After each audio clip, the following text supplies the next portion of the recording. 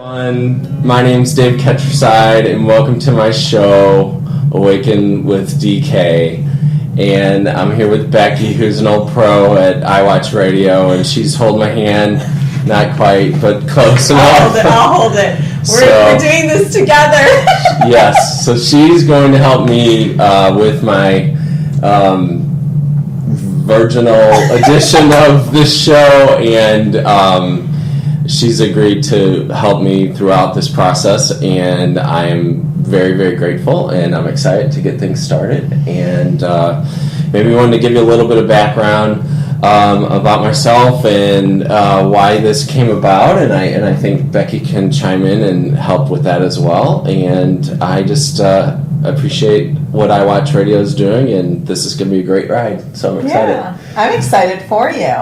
Absolutely. I think just to kind of bring the audience maybe a little bit of background and how this journey even came to be Awakening with DK. It started with conversations with you and I going back and forth. And I know David has a website called Awaken STL.com. Yeah. And it's you. Tell us about what Awaken STL is. Sure. Well, Awaken STL is a website based on wellness and helping people on their personal journey regarding their well-being. And it basically evolves around the topics of physical wellness, emotional wellness, spiritual wellness, mental relationships, and the environment that you create for yourself. And so basically, Awaken STL came to me a few years ago when I was doing some work out of town with some people out in Boulder, Colorado, and we were working on a project, an energy medicine project, and I have a lot of friends that are kind of woo-woo type of people, and basically I felt like I was trying to find the purpose and meaning that I had in my life, and I came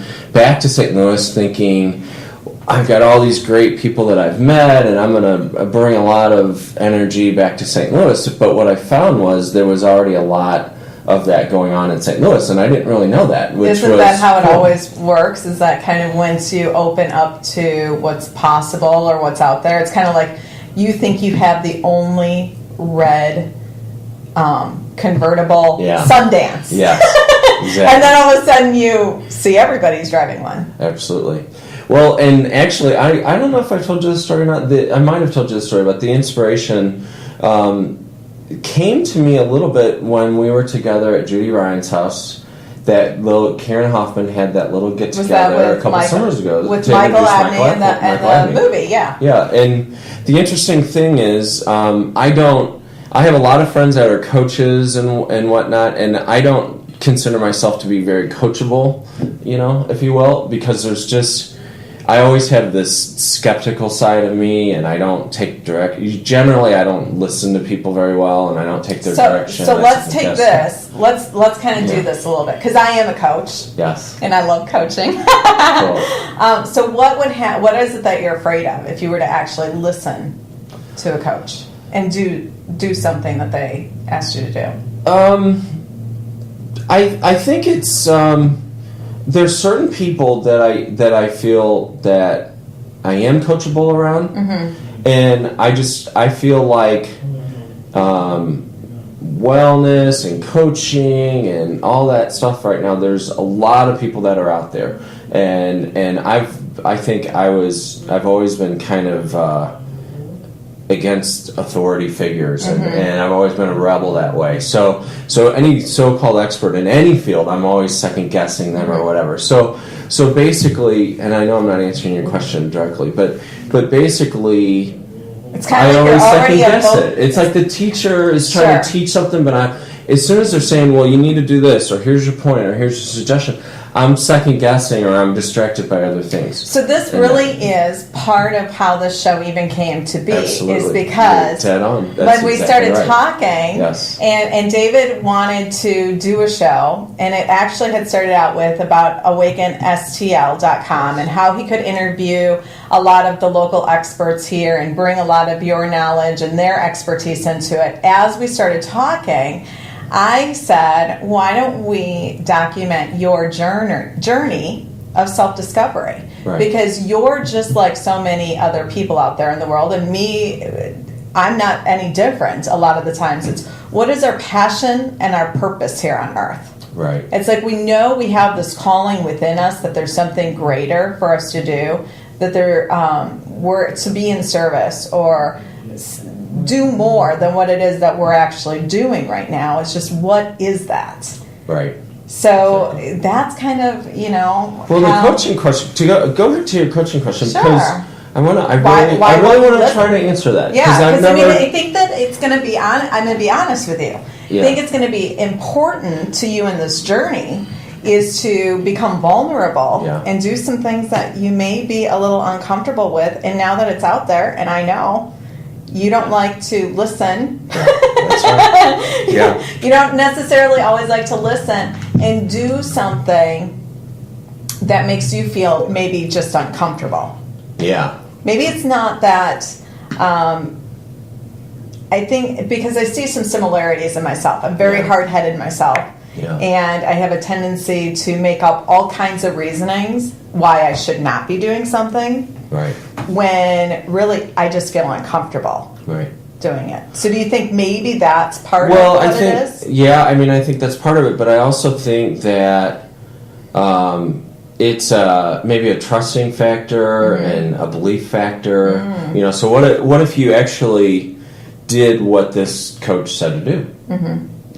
And then what? And what if you succeeded? Then what? So there's always the if then that we were just talking about. If I did this, then what's going to happen? Or if I try this and I fail and it doesn't work, then what happens? Or I prove myself that I'm not very coachable. So I've made that joke about not being coachable about myself, and I think that's so funny that this show is probably going to be about how well I can be coached.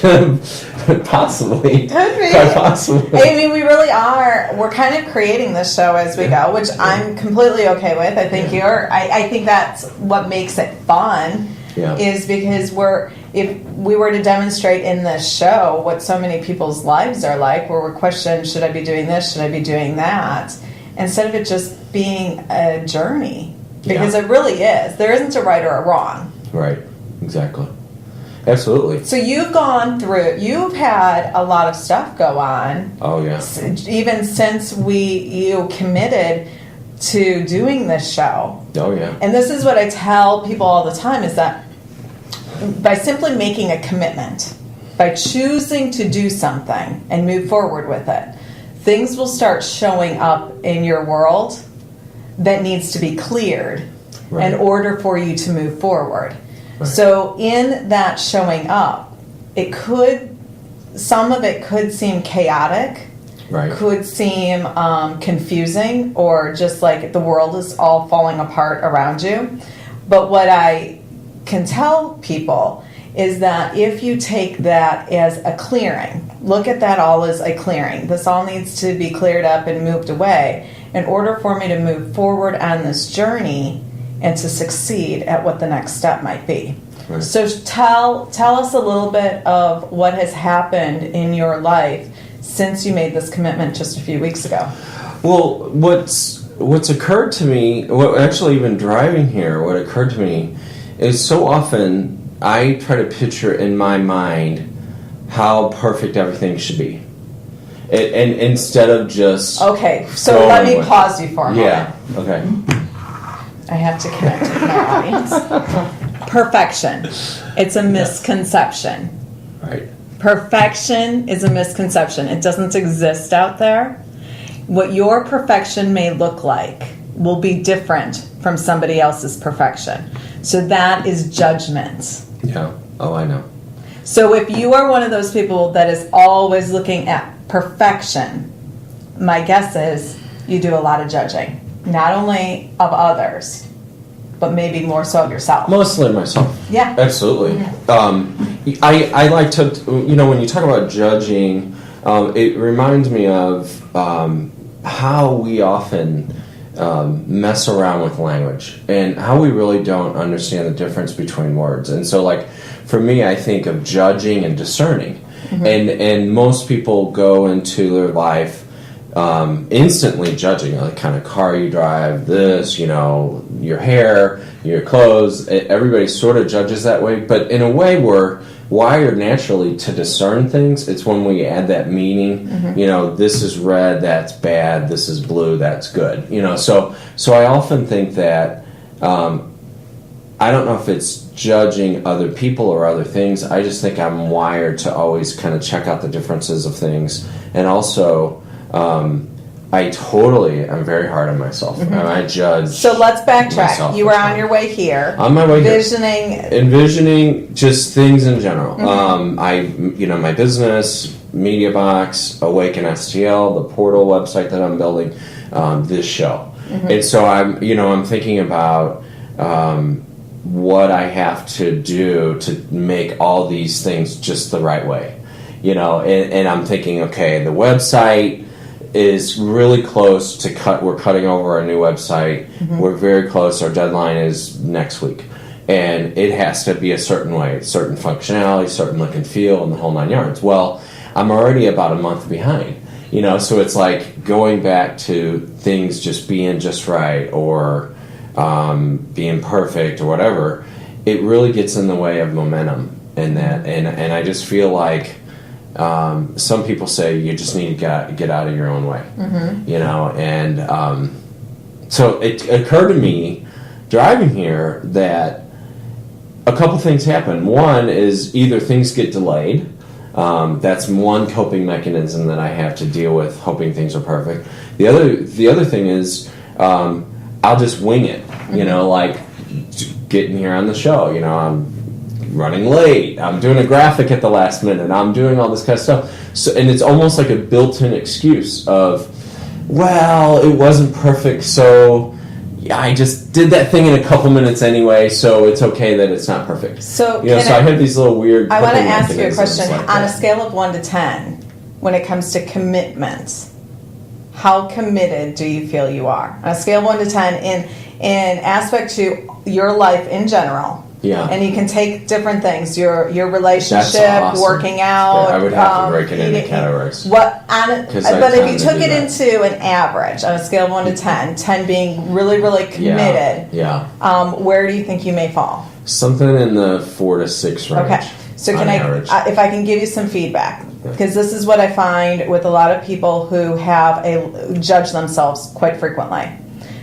It's because they don't even follow through on their own commitments. Yeah. So when you don't follow through on your own commitments, you then lose faith. Really, just like you're a father and you have two girls. Yeah. If you asked them to do something, do a chore in their home, in the house, right, and they said that they would do it, right, and they didn't do it, right, you'd start losing trust in them. Right. Exactly. And it's kind of where we all fall into it. Weight is a huge one. Oh, huge one. I'm going to start working out on Monday, or I'm going on that diet then. Yeah. And then Tuesday comes and you messed up or you did something. So let me ask you about this. Something that happens to me is I do different programs, for fitness, with certain types of eating or this and that and the other. And what is it with? And I'll probably ask this a million times on this show, because until I figure this out about myself, and I kind of get what it is, but what I do is I tend to say, I'm starting this new thing on Tuesday, so tonight I better eat a Silky's chocolate ice cream thing just to get it out of my system. What is it about about my human nature? Maybe this doesn't affect everybody, but what is it about us, maybe me, that says that? It's just like, and I'm so ready. I'm so ready to be done with that. Okay. Do you get that? I totally get that, and I'm not going to say that. As a coach, I can give you some coaching responses, but as a human, I make those same mistakes. I do those same things. But what I've learned is why do I do those things? One of